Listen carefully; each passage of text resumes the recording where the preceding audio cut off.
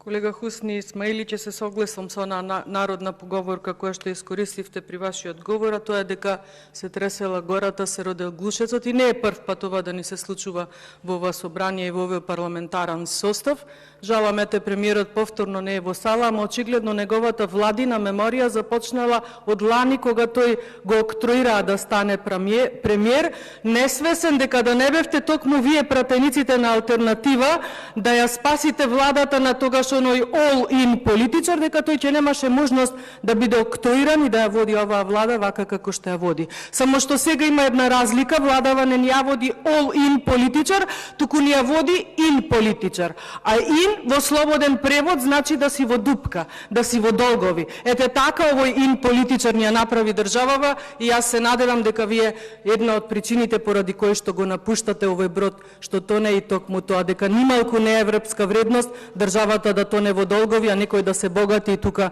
да се однесува сосема неевропски. Неевропски исто така земја која што ако по нешто можела да биде позната и била позната по однос на земјоделските производи, по однос на нејзината извозна ориентација за овошје, зеленчук и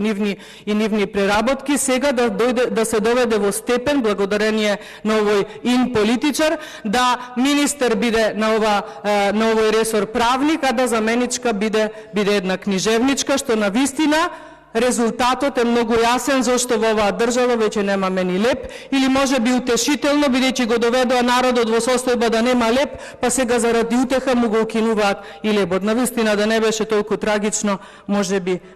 ќе беше смешно, и бидејќи многу пати премиерот ја споменуваше математиката, мене ми се отвара еден математички проблем кој што може би тој како универзитетски професор може да го разреши, а тоа е следен. Имено ако лани пратеничката група на алтернатива тогаш со 4 пратеника доби 5 места во владата, сега пратеничка група со 8 пратеници добива исто така 5 места во владата на ин премиерот. Па се прашувам дали